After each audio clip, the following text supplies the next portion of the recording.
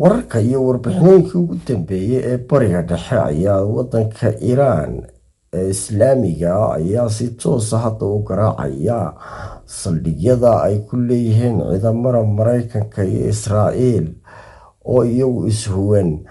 Wadanka Ciraaq ayaa hadda sida tooska ah idaacadaha caalamiga ee Al Jazeera iyo warbaahinta caalamku ay sida tooska u gudbinayaan inoogu soo gudbinayaan ayaad arkaysaan sida gantaalada roobka ay ugaga dhigtay wadanka Islaamiga ee Iiraan ee isagu awoodda adduunyada hadda hogaaminaya ee aan cidi ka caawinayn in ay iyagu gantaaladaasi ay gacmahooda iyo maskaxdooda ku curinayaan iyo awoodda Ilaahay iyaga oo kaashanaya xuduudda Allah iyo magaca weyne Ilaahay. Allahu Akbar ayaa ku ganayaan gantaalada iyagoo si toos u beegsanaya goob kasta iyo saldhig kasta oo wadan kasta wadamada ku leeyihiin kooxahan isbahaystay ee Yuhuudda Allah nacdalay ee Mareykanka iyo Israa'iil.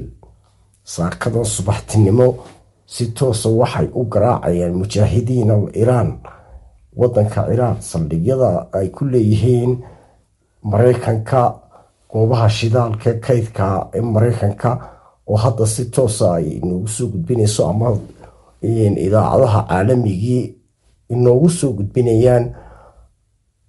waxaad ka arkaysaan inay wadanka Iiraan ay awoodii ugu dambeysay hadda uu la soo kala baxday. wararkan iyo warar kale oo fara badan hadda ayay si toos uga socdaan. saaka waxaad moodaa inuu weji cusub ku bilaabmay dagaalka bariga dhexe u beegsanayaan dhammaanba goobaha ay ku leeyihiin Mareykanka iyo Israa'iil saldhig, goobaha shidaalka iyo goob kasta oo saldhig military ugu yaalo.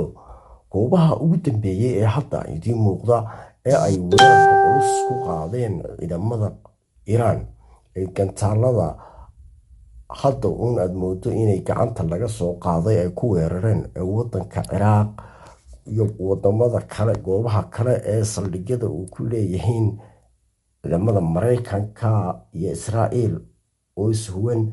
saaka waxaad moodaa inuu weji cusub dagaalku ku bilaabmay. Iiraanna ay la soo kala baxday hadda awoodeedii ugu dambeysay iyo awoodihii ugu cuslaa.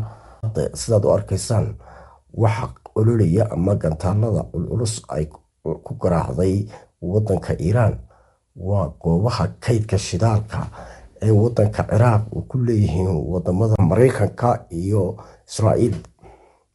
Iiraan hadda ubaad moodaa inay soo bilowday awood aan hore loo arag oo ka yaabisay indhaha caalamka.